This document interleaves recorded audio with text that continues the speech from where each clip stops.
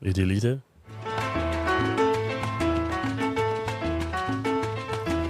All right, Susio Talk. We're doing this. I don't give a fuck what it sounds like right now, but it's gonna be great when it comes out, and that's Exactly. Let me match you. No muffle. Yeah, Sorry about that. It's all good, man. Carl Alexander, Chef Carl Alexander. You just told me you get some respect at Dalida. I got a little bit. There of you respect. go, You know, there you like go. this kid I knew from years ago. His name is Gavin. Mm-hmm. Worked with him briefly in New York, and yeah, really good kid. And I know I always wanted to be there for him and show him love. And when I went in to eat at the leader yesterday with my friend Dalton, Mm-hmm. my lady, and also another friend, Michelle, it was really beautiful because he saw me and he came out and he just gave me a hug and he was like, man, thank you so much. And, you know, during the course of the dinner, he sent out a ton of items and it was delicious. Mm-hmm. Yeah, it was really good. It was a great experience and it was just lovely to see him. And I want to know more about what he's doing out there. So next time I'm out here, I'll like meet up with him, grab coffee, drinks, or dinner, or something like that, and just chop it up. Right. What restaurant was this in your Matt? Yeah, we met at when I briefly served at Olmsted when I went back to New York City. Got you. I was a server for. I think this is what you 3 might have to months. do, Carl. Yeah, Raise your voice. I'm gonna try as hard as I can to raise my voice. But There you go. like I'm a soft-spoken motherfucker. I know. so you This better shit is like realize that, that's you know what what I mean? know. This shit. I need to get some supersonic hearing out You know here. what I mean? It's all good, but now I can hear you a All little right, bit cool, more. Yeah, cool, there you cool. go. See? Yeah, just get into it a little bit. Speak up. I'm yeah, glad so- to be a part of the show as well. So There you go, bro. finally, It's dope to have you. trying to have me. Well, he been saying he want me on the show forever, and For he didn't have me. years. So Yeah. finally, he was like, Well, yo, somebody was. I was talking to somebody, and I was like, you know what? Sometimes it takes years to get this shit together. yeah. Because it's a large chunk of your time. 100%, You know? 100%, and things That's- just aligned. Basically Mhm. this week that I'm out here. Definitely, man. And your story is a remarkable one. And here on Susio Talk, we take it all the way back, baby. You take it all the way back if you want. Yeah, go. Where were you born? Born Trinidad and Tobago. You know what I mean? Okay. I came up here when I was 17 years old. Okay. We moved to Brooklyn, Mm-hmm. East Flatbush to be precise. Okay. 59th and Lennox, and was in Brooklyn for basically 10 years before I moved to California, where I met you guys. But my cooking journey really started because I was going to school for civil engineering, Okay. and during that time at school, paying for my own education and just being on a work visa, it didn't allow me to accept scholarships at the time. Mm-hmm. So I decided to do something really different, which was go to culinary school because, I used to watch a show called Great Chefs of the World back home in Trinidad. I never thought I would be a chef, by the way. Yeah. But this show was so captivating. I used to do 3 dishes yeah. by different chefs from all the world. Oh, right. And they don't talk on that shit. It's on Amazon. It's on Amazon. It's on Amazon. Yeah. And they used to do one chef will do the appetizer, one chef will do the main course, and one chef will do the dessert. And man, I was just also very, very captivated about the journey they used to take me on, doing this show. And it's just so weird. It just come full circle where I ended up in culinary school and went to become a chef. The heights. Basically, bro. yeah. The fucking That's it. heights. Yeah. When you got this interest and wanted to cook, what's the first turn you made? Like, where'd you go? So actually didn't think I wanted to cook. Yeah. I just thought it was another creative outlet because I used to draw and paint and do all those stuff when I was younger. And, a cousin was like, you need to express your creative side again. So why not explore culinary school? And initially I was going to go to pastry. And stupidly, when I walked into pastry and I saw it was only women, I should have stayed. I decided, oh man, let me go to savory. Yeah. And that's how my journey began. They did tell me a lot of things where, to be fully transparent, saying that, when you leave school, you become a chef and all these different things. And I think, it's sort of like there's they're not selling the story the right way. You know? Right. They're not giving the full picture to a lot of these individuals, not telling them the actual journey where, most of these people coming out of culinary school, they're going to be commis, and then they're going to go to Grand Manger. Yeah. I know they're going to work their way up. They're not becoming a chef right away, right out of culinary school. You know? So that's not the actual journey, and they shouldn't be selling them. They should be selling them the actual story, the full journey, the full experience of what it is to be in the industry. Yeah. And do you think you should go to culinary school as a young cook? Would you tell a young person right now, if you want to cook, go to culinary school? I think that depends on that individual. I think, you could get a lot out of culinary school. So I highly suggest you go to culinary school. But I've seen a lot of great chefs who did not go to culinary school, and their journey was learning through, working at different kitchens and working their way up. And they're actually like super talented. One of them I think is Dalton's friend. What his name is again? The kid from Utah. Oh, Kevin Finch. Kevin Finch. Yeah, Kevin Finch. You know what I mean? Yep. So, you can't, I don't subscribe to saying that, one only needs to go to culinary school in order to become a chef. Yeah.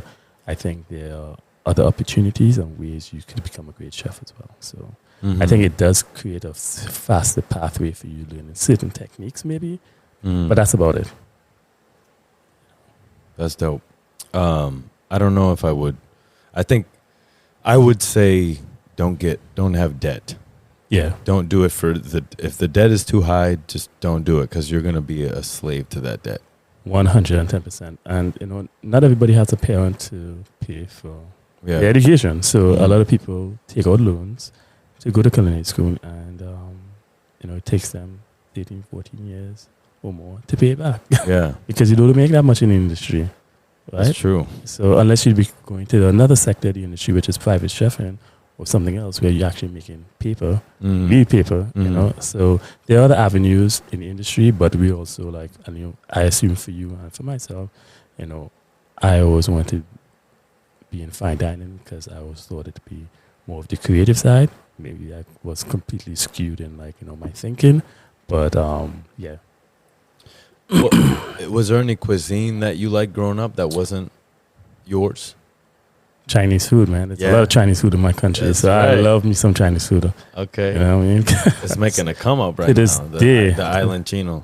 To this day, I still love Chinese food. There's a really dope spot in New York City as well.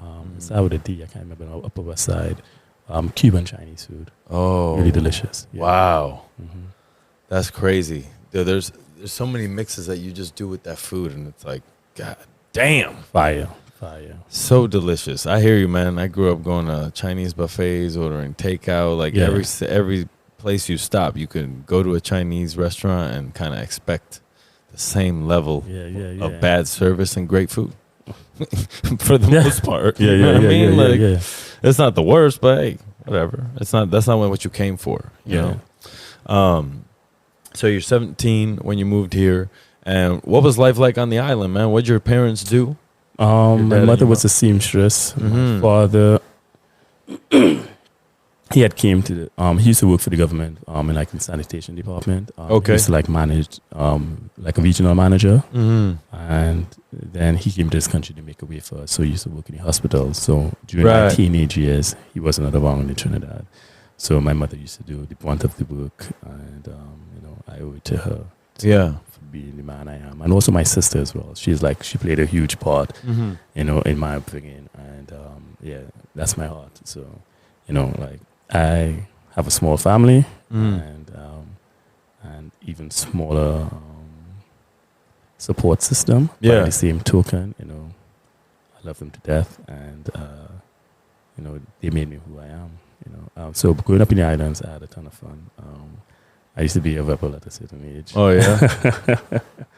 I thought I was a bad boy at a certain point. And, because I used to do, when I was younger, I used to go to school. I used to have a lot of health issues with asthma. So I used to go to the hospital a lot. So playing sports was my way of, getting out of asthma. So I used to play a ton of sports, and soccer/football, what we call it. Yeah. Was the sport that sort of built my lungs up. And also, my parents growing up in the islands, they gave me a ton of bush tea and all sorts. I probably drink every type of bush tea, Yeah. imaginable. And there's also something called sour onion. And I know this is a cooking show, so I shouldn't even talk about it. Let's go. Yeah. Sour onion is like literally they'll boil this onion, and the moment you drink a spoon of this liquid from this onion, it's supposed to make you vomit, and all the mucus inside of your system supposed to come out as well. Really? Yeah.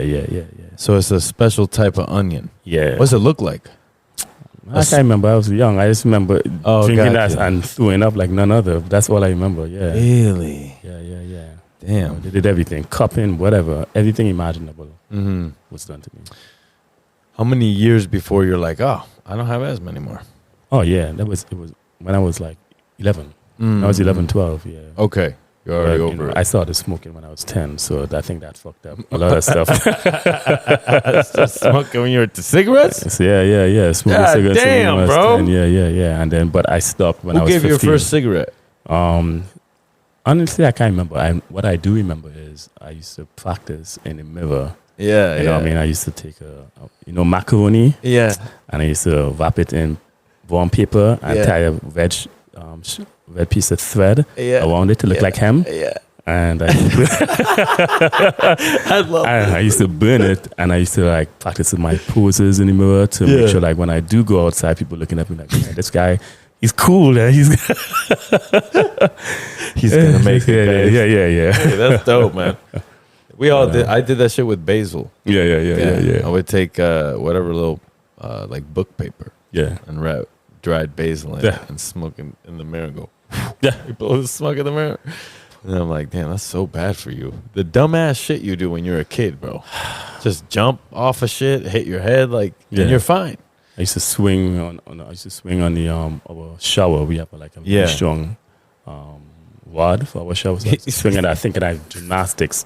One day I swing so hard, I do a black flip, and like my teeth was up in my gum. I was like, Oh, yeah, dude, that's yeah, like yeah. everybody's story. I also fell out of the shower and hit my head. That's why I got this scar. Oh man. Yeah. So I think that's just an island boy thing to do. Yeah. 'cause You can't play while you're out in the house. Exactly. You either outside or fucking, you better Yeah. tighten up. That's dope. And so what made the decision for you to move to New York? It wasn't really my decision. It was Okay. my father, because my mother had passed away when I was like 15, Mm-hmm. and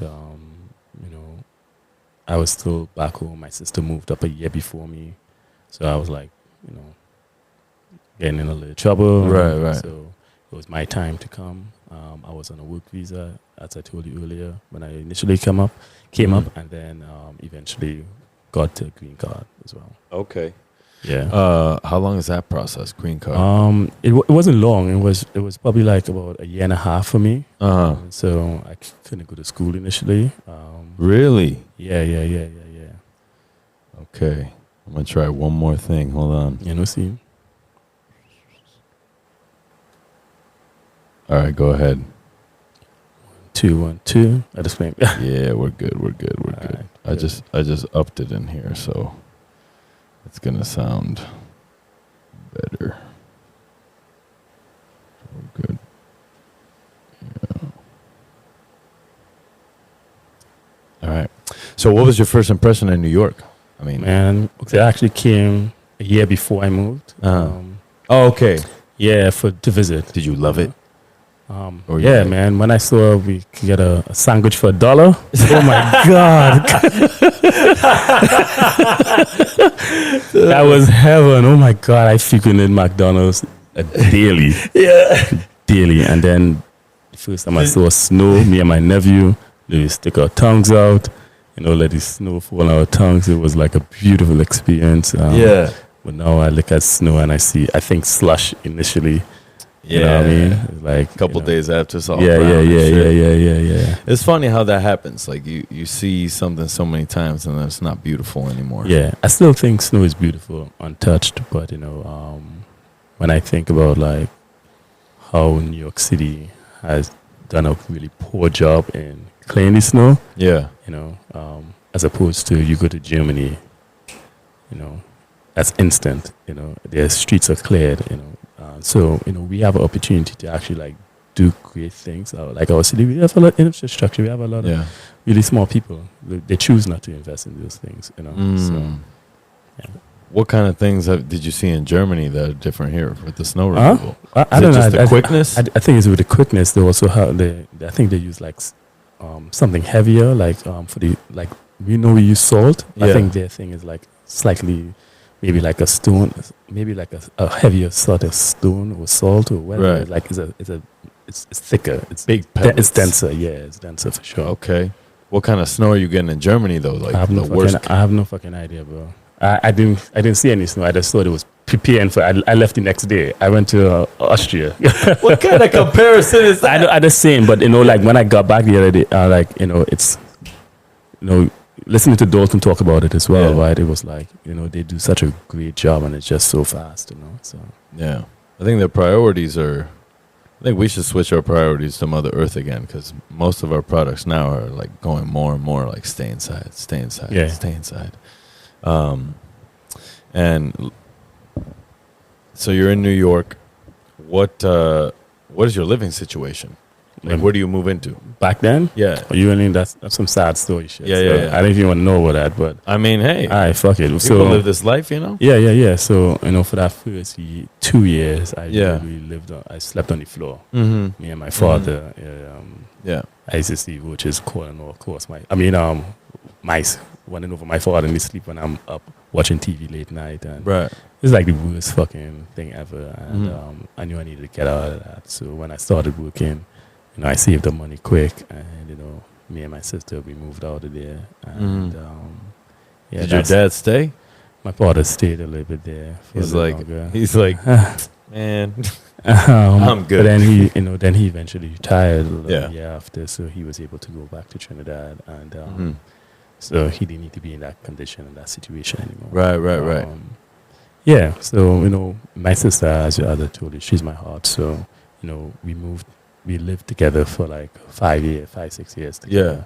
Yeah. Our first place, and then we moved to Crown Heights after, which we stayed there for a while before I eventually moved to California. So during my time at like Boulay, 11 Madison Park, Daniel, I was living in Crown Heights at 932 St. Mark's. Yeah, so dope, man. What was your first like restaurant job, like a serious? So my first restaurant job, right over I was in culinary school. I got at in the Time Warner Center. What's the name of that place in the Time Warner? The Steakhouse, Porterhouse. Okay. Yeah, that was my first actual restaurant job. I was at Porterhouse for probably 7 months because I got it while I was in culinary school. And the moment I finished culinary school, a friend of mine got a head chef job at a place in Nebraska, in the middle of Nebraska, and he was like, "You want to come out for 7 months?" Yeah. It's like, fuck it, let's do it. Like, I'll come to fucking Nebraska. Yeah. And it was in the middle of nowhere. It was a place called Dismal River, right between Mullen and North Platte. Yeah. And it was supposed to rival, it was supposed to rival Sandy Hills, which is a famous country club out there. Yeah. And they had Jack Nicholas design the course, and yeah, it was beautiful, but I had great and shitty experiences out there. Okay. But that's part of life, and it was a very well-rounded experience. Okay. Those are the best experiences where you're like, yeah. It wasn't the best, it wasn't the worst. Exactly. So when I came back, I knew where I wanted to be. Sorry about that. All good. I knew where I wanted to be, and I wanted to be in fine dining. Okay. Sure. Yeah. Okay. What made you think that though? Well, out of all the types of food you could have done, because I looked at it as like a more creative form. When I was at Porterhouse, it just felt like steak, spinach, mashed potatoes. It wasn't like for me at that moment. I didn't feel it to be a super creative expression of the kind of food I wanted to do. Right. So I started looking around, and I don't know what made me gravitate towards Boulay at the time. So I sent my resume to Boulay. They didn't say nothing. They didn't respond to me. So back then you could pick up a phone and call. So I'll call and be like, "Can I speak to the chef?" And he'd be like, and sometimes they'd be like, "Who are you?" I'd be like, "Yeah, I have an appointment with him." I was like, "I'll make up some shit." And when Woody finally got on the phone, I was like, "Hey, chef, blah blah blah.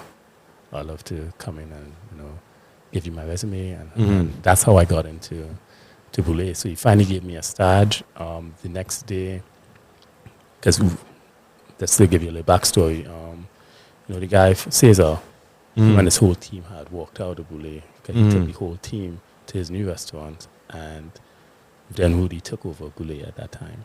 Yeah. Who is that? What's the name? Woody Contreras. Okay, got you. Yeah, he used to be a chef at Oceana Beach for a while as well. Yeah. So he took over that restaurant, and then you went there. I went to work with him at Boulé. Yeah. So I wasn't at Boulé for a long time. I don't want to talk too much about Boulé. It was a little chaotic. There's a reason why all the team left before that. Yeah, it was a little chaotic. It's like 5 different places: Boulé, Danube. Then there's the bakery across the street. It's a restaurant above the bakery, and then there's the test kitchen as well. God damn, so much shit. Yeah. For what? And it was busy. It was like. By the same token, I felt like I gained a lot from there. Yeah. So I feel like every experience you gain something from it. So after that, I left, and I know I need to start looking. So I took my resume, and I ended up I didn't work for it, but I took my resume to a place called Country. It used to be on, I believe it was like 28th, and not too far from 11 Madison. Okay. Yeah, in a hotel. And I gave my resume to the chef, and the chef was like, "Man, I'll hire you." But I don't know what made him say, before I hire you, I want you to take your resume to 11 Madison Park. Yeah, so. Really? Yeah, it was really super weird. So he's like, "Take this to 11 Madison Park." He said, "Take your resume to 11 Madison Park first, and if not, I'm going to hire you." So okay. I took my resume to 11 Madison Park that day. It was Jason Freeney who took my resume, and he told me come in for a stage. And the next day when I came in for a stage, it was me cooking, me starting with another guy. Yeah. And then at the end of the night, they asked me to make a dish. And it felt like some sort of Top Chef cookout. So, so it was this guy cooking a dish, that I'm cooking a dish for an hour. And I felt like... For your jobs? It felt like it. It felt like it. Yeah. I didn't know what to do. I was like, oh, shit. And I remember a dish from Boulé. So I was like, I'm going to do a steak, and I'm going to do some turnips and vanilla butter and some shit like that. Yeah. It actually came out delicious. And... Hum called me in his office. He talked to me, he hired me.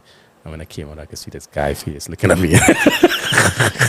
He knew he missed it. And Yeah. And I felt kind of shitty, but at the same time, I got a job. Yeah, that's right. Happy. Sometimes you got to pass motherfuckers over. Yeah. So I had ups and, yeah. What did Daniel Hume say to you? I can't remember. It's like, It's so long ago, Carlito, hey, it's all good. Yeah. Who's working in that kitchen at that time when you start? Yeah. So who was that? It was Jason Freeney. He was there for like 3-4 months before he went to open up Canada. Before he went to become the chef of Canada's in Seattle. Okay. Fabien Rouffour, a really talented French chef, bigger guy, really tall, heavy-set guy. He became like, back then, Hum didn't give anybody CTC title. They used to just call him the executive sous chef, but pardon me, basically they were the CTCs, right? So Fabien, before he became the CTC, during that time, the sous chefs were Tim Casper, really another talented guy who ended up coming out to California, became the chef of Cotonia for a while. Then he went back to New York. Pascal Jones, and then I think he did some other stuff as well. Bryce Schumann, he was a sous chef as well. Bryce Schumann and Jamal James Kent, he was a sous chef. Abram Bizzell. I feel like I'm butchering some of these guys' names. Oh, it's all good, bro. It's all good. Brandon, who did Top Chef. Oh, right. He was at Red. He was Red. Yeah. And I think there were 1 or 2 other people. I just honestly can't remember. right? David Mayfield ended up working there. Lee Woolen was there. Chris Flint was a cook. All those guys were. All cooks those guys there. were cooks there. Yeah. So it was, God damn. yeah. Heavy hitters. So it was Also, it like was a older, good kitchen, yeah. older people. Yeah. You know what I mean? It wasn't a lot of young. Yeah. You know what I mean? Except for Brandon, basically. Van was the youngest, and he was also the youngest sous chef at the time as well. Oh, Right? right. I remember hearing that. Damn. What was that? They said he couldn't cook rice, but that's the story I heard. I don't know how to. I ain't trying to be shitting on your book. It's all good, bro. He's good. He's a talented dude, and I know Yeah. He definitely is, man. He definitely is. I mean, he was running Red. That shit was fucking. That's just tight, a powerhouse restaurant. Yeah. So what's that kitchen like? Like, how many people? What are they doing? How many stations? I know it's a lot of courses, but like, yeah. I think it was a very intense kitchen. I think back then I feel like everybody wanted to be the best, so I think competition was pretty high. Like Yeah. in the side, people want to show that they're the best cook, but it's also a beautiful thing when you come to service and when service starts, it's just come out of you regardless, and also after work, even if you didn't like some motherfucker, you go have a drink with them, right? I think that was also a very beautiful thing as well. So when it comes to the environment, they really strive for perfection. They also, one thing I would say I would give Daniel some credit for is that they really instilled that we were the best in the city. Although we didn't have the 4-star New York Times or we didn't have the 3-star Michelin at the time, they used to instill that we are the best. We are better than Per Se, we are better than John George, we are better than Le Bernardin, whoever. Yeah. Like, we were the best. And you guys believe that shit. Well, yeah, I felt like I know that shit. That's right, man. You know what I'm saying? So, like, I feel like, again, speak on some of the talent, man. There are a lot of talented dudes. Yeah, I know. You know? A lot of people came out of there now have fucking restaurant groups. Yeah, This ain't no joke. Yeah, and I remember, like, even Vice, like, I've always been super, like, OCD when it comes to, like, making my shit look nice and, like, really tidy. I think he made me take my game to another level. I don't know if I liked him because of that or hated him because of that. Yeah. Because I remember I used to have my salt on top, and I used to take my salt, and when I take my salt to sprinkle in the pan, a little bit would be left on the countertop, and he'd be like, clean that salt up. And so he every time he keeps saying that, so I was like, I gotta figure out a better system. And so I always make sure I have like a system, where to find a different place for my salt, but like also I make my station the cleanest and most funny. Yeah. Right. So it was always super important to me to Yeah. make sure that my shit is tight. Don't let nobody tell you nothing. Yeah. That's what you say that shit to me every fucking I day. hate any motherfucker. Exactly. Yeah. We get them a reason. You know what I'm Yeah, saying? for sure. That sticks with me a lot. you know? And also like to be quite transparent. Like I was the only black cooking in all these spaces, whether I was at Daniel, whether I was at Level Miles Park, whether I was at Meadow Boulay, and when I came to you were the other person of color at Meadowwood. And that's the only time I had. That's right. Another person of color to cook with. That's you know right. what I'm saying? That's right. You know, I was talking to this Chef Henry about this the other day. He's a executive chef at Twitch. Yeah. He's like, sometimes it's if you have a black sous chef or something, a lot of times what I've realized is a lot of the minority people don't listen to you. They give you a harder time. You know what I mean? And it's like, but if that white man tells you to do something, it's like quick. You know what I mean? And I found that dynamic. Like, why are you making it more difficult for me? Yeah. So, but I think we're through it now. I think Kwame has kind of opened the gate up in New York. Yeah, they're doing you great know, things. yeah. Like that kid from who no longer part of Cloverville, he's part of Saga. Right. Charlie Charlie something. Mm-hmm. You know, he's doing great things. Damn, bro. New York is about to like have another We renaissance. got to talk about Gregory because he's been killing it. Oh, that's he's right. Such amazing. He got a Shout out Gregory that guy has Gourdet. been killing it for years. That's right, man. He has So, been such a humble gentleman. very you good know. dude, man. Great human being. And Mm-hmm. I love him for that. So Yeah, for sure, man. And then what are you doing over at you're at Wildtype, right? oh yeah, Yeah. me and my brother Dalton. Yeah, we of were course, sales of and course. Shout out partnerships. Dalton. Yeah, he came over 100%. here and talked about it. It was like the beginning. Yeah. But you guys are like, I went over there. You guys got a lab. Yeah, This is crazy. They're full blown, man. Like they're working on scaling the product even further. So Yeah. right now we have a pilot facility, Mm. and the goal is to have a full scale manufacturing facility, probably in a place that one of our partners, the partner that most aligned with what we want, in a place near to them, so whether it's through distribution or whether it's through whatever. But we work sales and partnerships for this company, and it's been a beautiful journey so far. And, Yeah. actually really rooting for this kind of technology and technologies like it, because I think we really need to address what's happening, and I don't think, for me personally, I think more people in the food service industry, more chefs, need to be really mindful of, where will our restaurant industry be 10, 15 years from now? Mm. And we actually have to start making some actual tangible changes now to address some of these issues that are going to occur later down the line. We're not looking at how we like ravishing our oceans at a rapid rate. Yeah. And we could talk about sustainability all the time. That's it. Don't exist. It's bullshit. Yeah, You it's know what I'm saying? it is all bullshit. So It's like a marketing. yeah. term. And when it comes to this product, I'm not saying this product is the savior, because definitely not, but it provides an opportunity where you could still have wild, you could still have farmed, and this provides another option. We're just trying to be another option in this whole game, so people can continue using wild. You know what I'm saying? Yeah. So At least the people who care enough about the wild shit. exactly. So do you think, though, that's going to make it exclusive? I mean, it already will be, right? Well, initially, I think any sort of new technology like this novel product, Yeah. initially will be a sort of like a very premium product, Mhm. right? Mhm. Because it's really expensive to make. Yeah. I like to think it's like the Tesla, right? Mm-hmm. The first Tesla is like $120,000, right? Yeah. Now they have a more affordable, accessible Tesla that's Right. $40,000.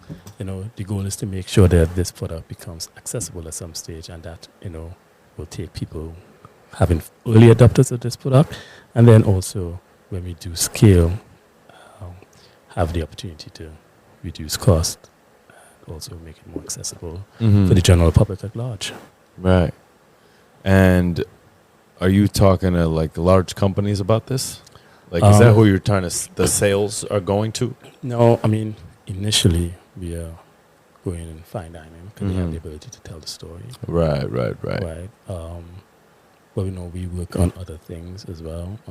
But I don't know if I'm privy to discussing too much about. Oh, right. that now, That's all good. But yeah. it's more geared towards our manufacturing facility and Right, creating right. partnerships. Dope, man. Yeah, I mean, it's a cool project. And I can't wait to see how it all unfolds. Yeah, Because, like, you know how it is, bro. Yeah. I think regardless, this is going to be the future, whether it's Yeah. now or later. So Right. whether When it you may not got- be this company, or Yeah. it will be another company for sure. When you got no choice, you got no choice. Exactly. For sure, You know what I'm saying? you know? So Yeah, it will man. be the future, and other companies or other technologies that people create as well will have no Mhm. other option but to be part of, the cycle. Yeah. Well, I think as far as consistency and product, Yeah, that's what you can deliver a chef that you don't get now.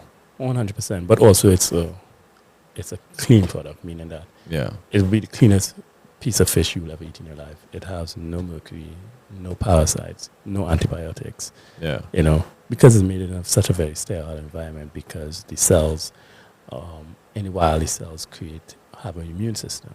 Mm-hmm. The cells here don't have an immune system. So, we have to make sure that our facility and our machinery is extremely like sterile and Mhm. clean, so that the cells are not infected and Right. you get sick. Yeah. basically. Very easily. Right. You know, Got they like. have nothing to fight. Mm-hmm. So Wow, that's nuts. And then you guys are growing meat, right? It's not like you're growing a fish. yeah, we only go in the pot you eat. So basically, I like people. I tell people, think of it like we grow salmon from stem cells, Mm. and liking that process when it comes to cells, to that process, to that of yeast, Yeah. right? Yeast is, our cells will naturally grow, they're in perpetuity, right, Mhm. for life. And we just take what we need, right, and feed it all the nutrients and ingredients that are getting in the wild. And then we integrate that with plant ingredients at this stage in order to create the structure. And this is just gen. This is what we currently have. But Yeah. we are working on next gen sort of technology, which the cells will be basically identifying certain ingredients or certain keys to become sinew, to become fatty, to become muscle structure, Mhm. right? So, these people are doing some incredible stuff. Really smart dudes. Company is 80% scientists. But I think our goal is to have a great understanding of the product and be able to get people to want to be a part of this journey. Mhm. I think that's the biggest thing. So I look at it as it's a novelty thing, and there will definitely be pushback. But I like to think of it like, back in the day, nobody was using xanthan gum. Hell It came no. to, Yeah. but it was Furan and them who really revolutionized that, and people started. They got people to get excited about Mhm. molecular gastronomy. Now you can find xanthan gum in a Whole Foods. You know what I mean? Every home cook is using xanthan Bob's gum. Red Mill makes Exactly. That's what I'm trying to say. You know what I'm That's like, saying? yo. So I think at some point, we will need early adopters and people who want to rally around us and rally around this type of technology, or let's want to create a more a food system that has more options, right? And so, yeah, I'm here to champion this product. and Fuck yeah, technologies bro. like this, Take it so- right into the motherfucking moon, bro. 110%. I love that. I 110%. love hey, I'm in the corporate life and I gotta say, it's not bad. Exactly. You're in there, you're working, these people work hard. It may not be with their hands and they may not be Mhm. moving and sweating, but it's definitely a skill to use your brain for that long, 100%. because at least during cooking, you can kind of turn your brain off when you've reached a certain point. It's an instant gratification with cooking. Yeah. I would say that. And I actually also miss the idea of team camaraderie. I think the only thing, it's unmatched only to the Marines. I mean, the military. Right. But, yeah, it's we have this camaraderie that kitchens have that Yeah. is unmatched, and I think it's really beautiful. So that's one thing I really miss about the industry. Mm-hmm. But yeah, I don't miss the long hours. I heard that, man. I heard that. What's a typical day for you now? 10 hours? 8 hours? Not 8 hours. 8 hours, Yeah, typical yeah. day. I mean, yeah. Somehow I'm getting suckered into 14-hour days over here again. I'm like, what am I doing? Yeah. Hey, it is what it is. You got to get the job done. It is what it You know what I is. mean? It Like, is what sometimes it you just is. got to put the fucking pedal Yeah. to the metal and get it going. 100%. Sacrifice. Exactly. When you, how long y'all here for? So I leave tomorrow morning, Mm. fly back to New York City. But I was out here since, last week I went to something which, I had a great time and great Yeah. experience. That's awesome. And I That's got awesome. back on Sunday, and I said, might as well go out to the office here in San Francisco for this weekend. Yeah. Have you eaten anywhere this week? Yeah. Where you eat at? So I went to have a drink at Quince. Okay. Shit, it's $30 a pop. Yeah.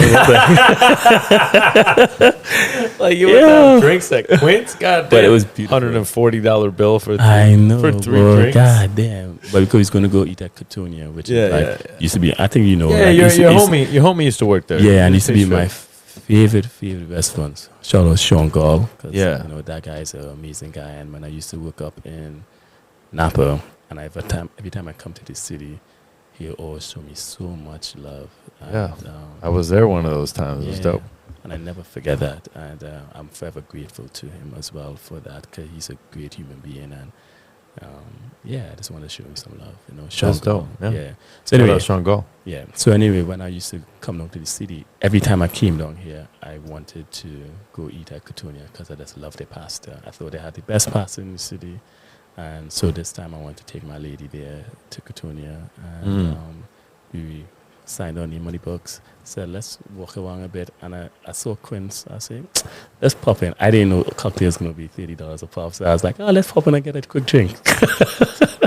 But it's still really beautiful. Yeah, because that bar is beautiful. It's really sexy. And, I saw Jacqueline Desha's partner. Oh, yeah. I said hi. I never met him in my life, but I saw him and I recognized him. I said hi. And, he's he's a lovely dude. He is. He really is, man. And the bartender was so knowledgeable, like really impressed my lady because, he was great at storytelling and she's a storyteller. So it's it was so beautiful. And they gave us this, the tiny cucumbers that look like watermelons. Yeah. I can't remember. Little cucamelons. Yeah. It was delicious. To give us, what's that thing? It's escaping my mind right now. But we had some chips. We had some olives. It was it was beautiful. And then we went next door and had a great dinner. The pasta was still on point. Of course it is. Triangolini, whatever you call it. Yeah. And the agnolotti tea and fish, everything hit, man. Yeah. Everything hit. I still think their pasta is delicious. Yeah, I think that's one of my favorites. I like La Chicha. It's gotten more expensive, but still delicious. Yeah, for sure. When you're back in town in Berkeley or Oakland, like the line, check out what's it called? I think it's Oakland. Belotti. Yeah, that shit is fire, dude. Delicious. He's got this anchovy with fucking agnolotti with anchovy butter.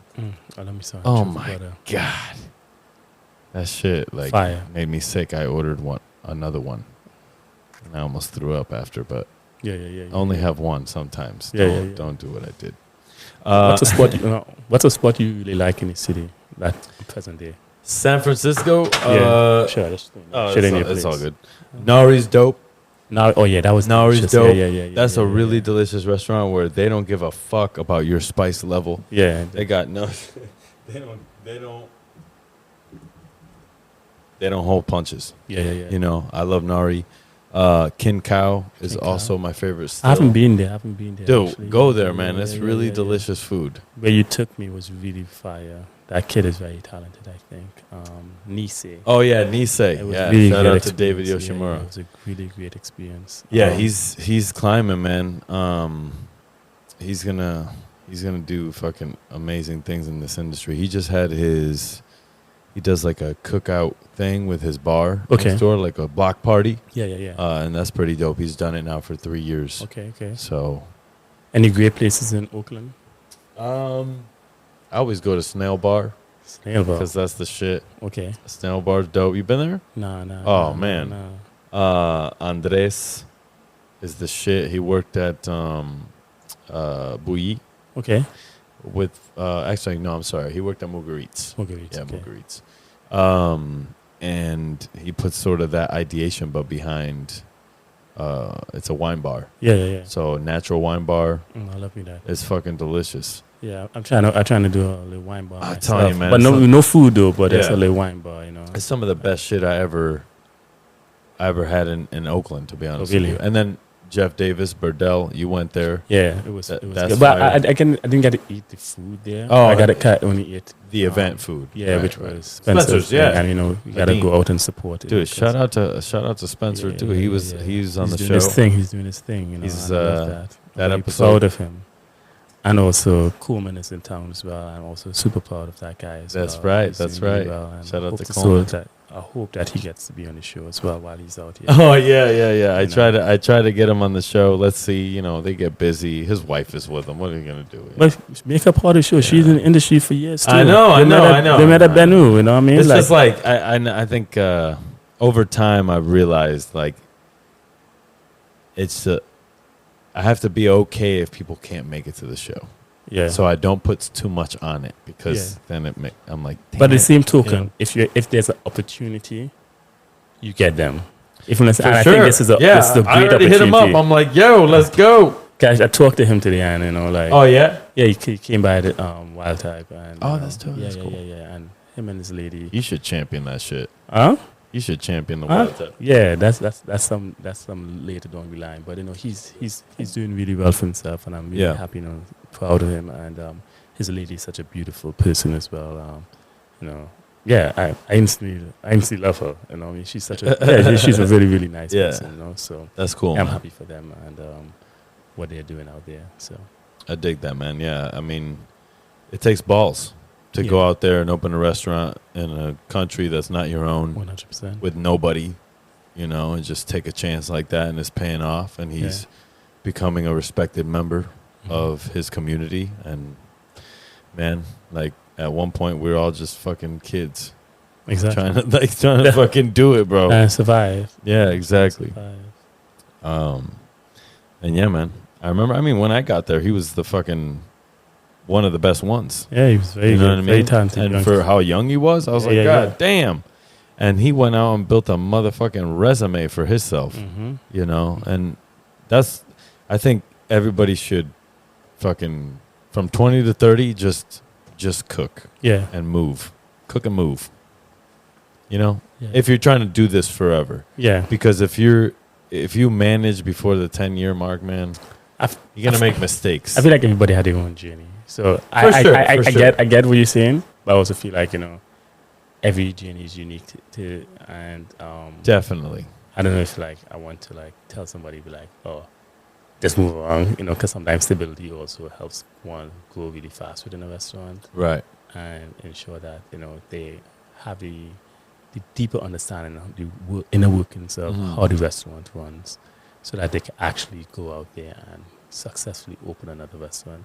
Where, there are some chefs who they don't, even give their underlings that opportunity to actually learn the business. Yeah, that's right. They just have them working as, sorry to say, but slaves. And I fucking hate that shit. You know what I mean? So, I think it's about sharing knowledge and educating and wanting to see someone grow and succeed. Definitely. We put a lot into other people. Yeah. That's actually like what I didn't like about part of my journey. Like I love my journey and I appreciate, but anybody could always pick out little things.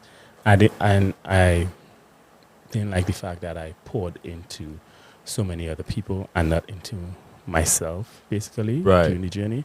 And you turn around, they're all gone. Nowhere to be. So I would just say it's crazy the people that you become friends with after a long time. Yeah. Like people that obviously you got your aces, like me, you, Marcus, Dalton, like we all cook together. We're all gonna always 100%. Be, maybe we can convince Richie Wang to come out and hang out. You know 100%. What I mean? But then there's people that you work with that sometimes you can get close with. Yeah. That for that time it may seem like you're gonna be, knowing them forever.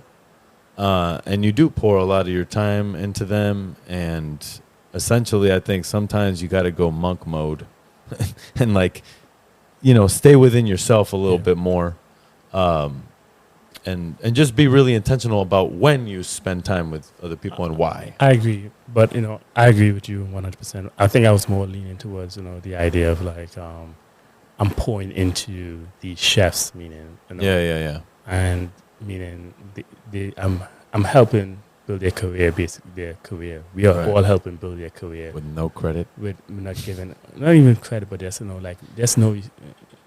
they're not pouring back into us, wanting to see us succeed by giving us opportunities or doing things for us, right? So I look at a lot of that, and for the newer generation of cooks, I hope that they find spaces where people really want to support them on their journeys. If they're going to be working hard for these individuals, right? So I mean, historically, you just kind of work until you get burnt out and then you bounce. Yeah.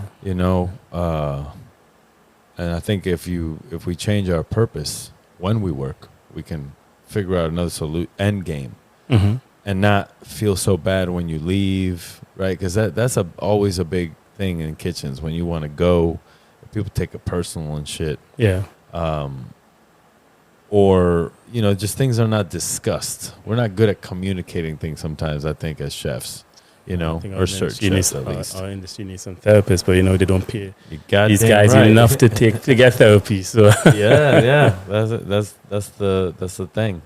I think there's hopefully people are getting insurance now working at restaurants. I'm not sure how it is, but yeah, I hope so too. I've heard some stories about some bigger happened to me, bro. Some bigger restaurant groups charging their cooks $400 a month for $400 a month for health insurance, bro. Yeah, I want to say but I thought it would be ridiculous, and it just shows like this really like cruel sort of like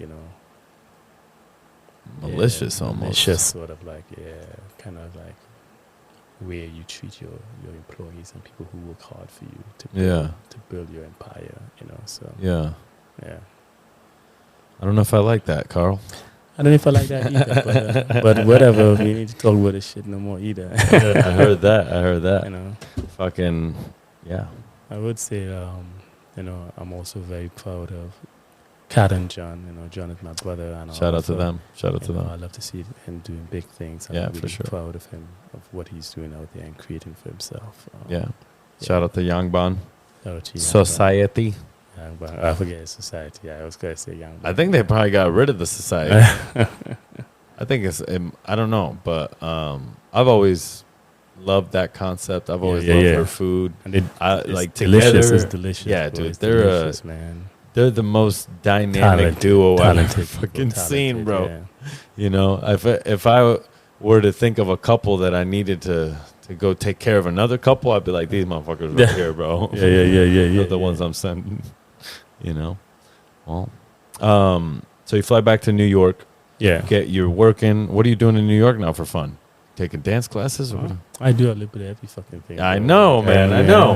What's your end goal? What do you want? What do I want? Yeah, what's the end paradise journey, man. Carl, in 30 years? Yeah. So I'll keep my what I want for my career to myself. For sure. I think I'm guarding that now. Right now. Yeah. But I want to have a base in New York, Brooklyn, New York, to be precise, because Brooklyn means so much to me. Like, I love both coasts. I love San Francisco. I love California, and I love New York. Yeah. And I love them for their differences. But I know I want to leave the U.S. at some stage, and go live other places, and create with my partner, right? And but I want to have a base in New York. Brooklyn, New York, to be precise. So the goal is to have a small business in New York that could help, create space for the community, and provide opportunities for people in the community as well. So that's something I'm really passionate about. Ensuring that I am contributing towards my community in a very positive way. So it's all about my community for me. And would you ever get into politics? Fuck no. Fuck no. I can see you. No. But I really care about my people. Yeah. And and my diaspora. And it's really super important for me to continue to uplift us in a very healthy way, and show us that we got each other's back. We are supporting each other through our multiple journeys and endeavors, right? So, that's important for me. But at the same token, love is love, man. I just come from Burning Man. Love is love. Yeah, that's right. You gotta be open to giving and receiving, and it's a beautiful world out there. I think I wanted to see more people embrace a lot of the things that are expressed or in Burning Man. Yeah. Non-drug related, non-sex related. I was talking about how we engage with each other more in society. So are the bikes rentals? Or are It those? depends. It depends. Okay, Motherfuckers buy the bikes. We bought our bikes. But people Yeah. rent their bikes. It depends. Got it. Yeah, Is yeah, there it's probably like a little city there, so there's stores and shit. Yeah, well, it's nothing to buy. Nobody's buying anything. Right. It's all You're just given. raiding the Costco. It's all given. It's all Mm. openly given. So there's a community. Everybody's decided of what they want to do while it's out there. So if you want somebody to help you fix your bike, you can find people who will be fixing your bike.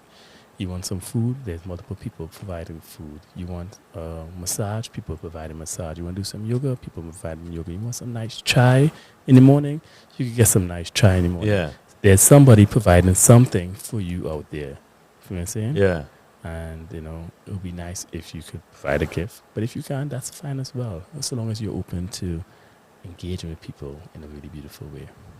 To me, that's what I love about Burning Man. Yeah. At least the experience. So you saw the man burn.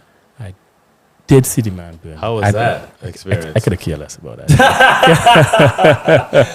You know what I'm saying? But I more care about the experience, Yeah. I was just telling somebody, like, in my neighborhood, I like to walk along, and when I'm walking to anywhere, whether it's the grocery or to work, whoever, I like to tell people morning. I think it's a beautiful thing. I like to tell people morning. So when I was at Burning Man, I like walking and tell people morning. It brought me a lot of joy, right? But then at the same token, right, there are people who weren't out there for the same reason, and they weren't open to giving and receiving. So they won't say good morning back, or they'll keep their head straight and walk right by you. And but at the same token, you have to be okay with meeting people where they are and being like, you know what, I'm not going to allow these people to change who I am as a person. Yeah. Right. So I'm going to continue saying good morning. Right. You know what I'm saying? I hear you, man. Let that light shine bright. 110%. That's where I'm at. Yeah, I'm like, yeah. I'm going, baby. I'm having a good time regardless. 110%. Especially honestly in the corporate world, because I'm like, all of our problems are first world problems. There's people dying out here. You telling me, right? You know what I'm saying? Like, there's people having meltdowns over shit. I'm like, what the fuck is going on here, man? Perspective. Chill out. Perspective. Perspective. Perspective. For real. That's what I always try to offer, like a sense of like, let's just step back, right? Yeah. And just look at the situation. Yeah. Or, because reacting is honestly the worst thing. 100%. And I don't know if it's older age now or wherever I'm at in life, but those are the lessons I'm getting. They're like, you want to be thoughtful in how you approach a situation. Exactly. Your time becomes more important because you have less of it. Well, time, to me, time is the most valuable resource. So, I hate motherfuckers wasting my time. You know what I mean? For sure. Even when it comes to, interviews, I find that be crazy that, they have people do a project for interview. Interviews be 4, 5, 6 rounds. And, then they'll tell somebody, oh, you're not going to get No, it. yeah. I think that we need to be paying these people during these interviews. 110%. Yeah. You can't be asking somebody to do a project and then, not pay them for their time. Come on, that's someone is definitely skewed and twisted in this whole. Damn. Yeah. That's how it is? That's how I feel. Yeah, that's how it is, and that's how I feel about I've been through a long interview process before. I did 2 tastings. Process. Yeah. And I'm like, bro, if you don't know after the first one, then what the fuck you have to come back? You go to corporate America, they have these people doing 4 or 5, interviews. I think it is ridiculous. That's personally. So. Yeah. I mean, I'm in the corporate world now, and then outside looking in, if you're not too careful, you can become part of the machine. And it's hard to step out of it because they make you feel so comfortable after a while. You have your benefits, you have your money. So, I think sometimes if you're not going to do things forever, right, because you got to practice the game you want to play, you got to put a time limit on this shit. I'm going to do it for a little bit is not good enough. You say, I'm going to do it for 2 years. Yeah. 1 year. But you have to also, do some really deep searching as pertains to what you really want for yourself in life. And I think, society makes it really hard for people to do these really deep searches as well. You know? So I would say it's not as easy as a lot of people make it seem. Definitely not, bro. But that shouldn't stop one from trying to explore that. And, Right. Yeah, find something deeper.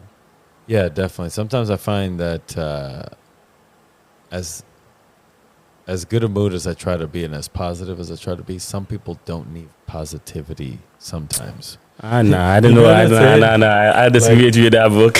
I'm just saying, like, if they're having the most terrible day and you're like, cheer up, buddy. But but you could give positivity without saying cheer up, buddy. You could be like, is everything okay? that's positivity. You checking in on somebody. That's checking in, and then you can address the situation. You know what I mean? Yeah, that is true. That is true.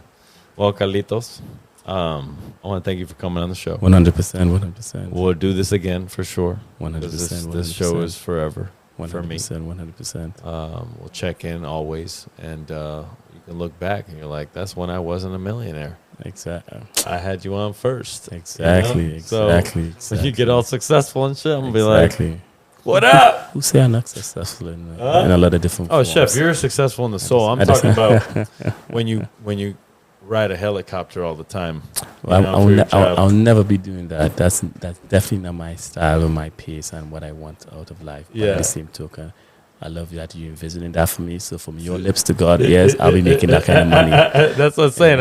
I'm just that type of money level. That's what I want to portray. Exactly. Not necessarily that you're going to be doing a helicopter. Yeah. Just living fat, being able to take care of people and helping the next generation of young whoever, right? 100%. Young people come up, regardless of what they want to do. Yes. And I think we'll have just a better future for it. Exactly. And you're not the only one who's been saying this kind of shit.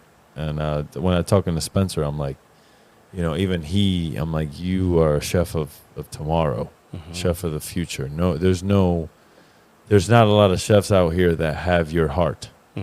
He's a good dude. He's such a good dude.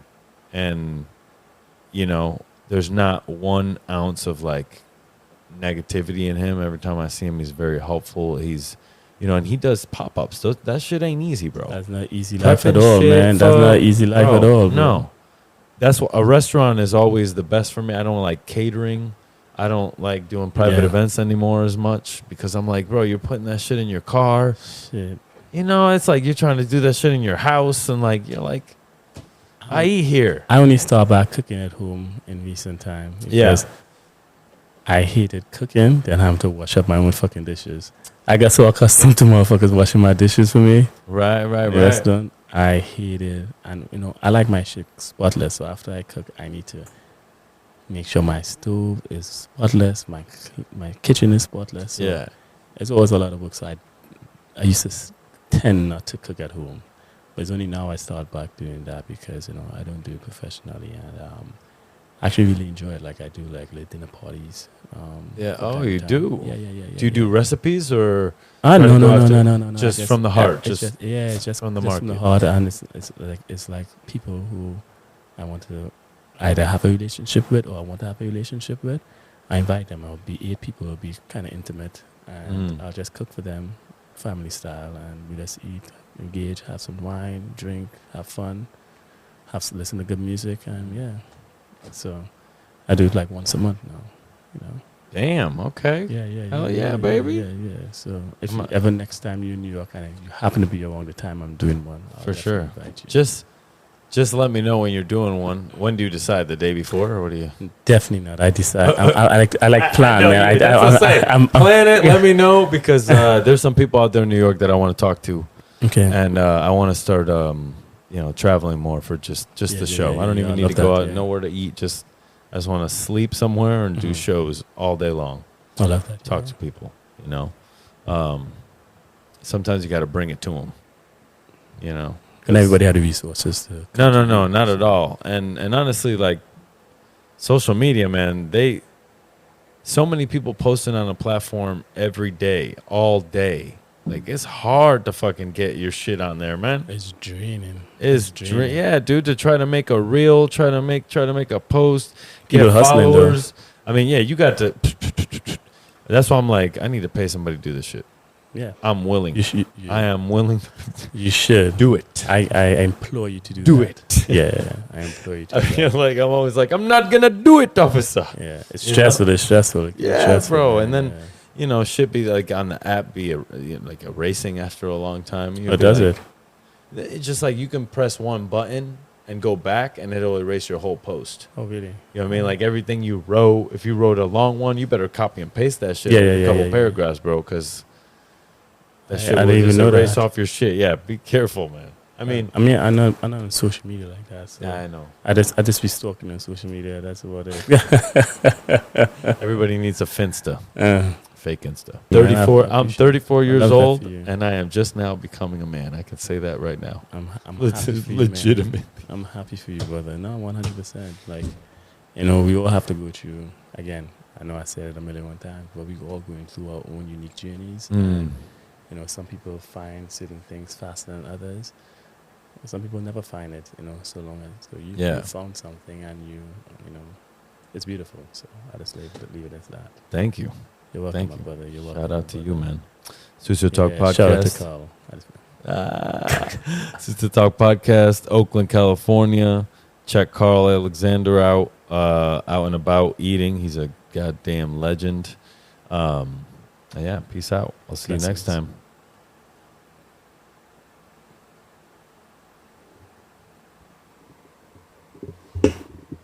There you go.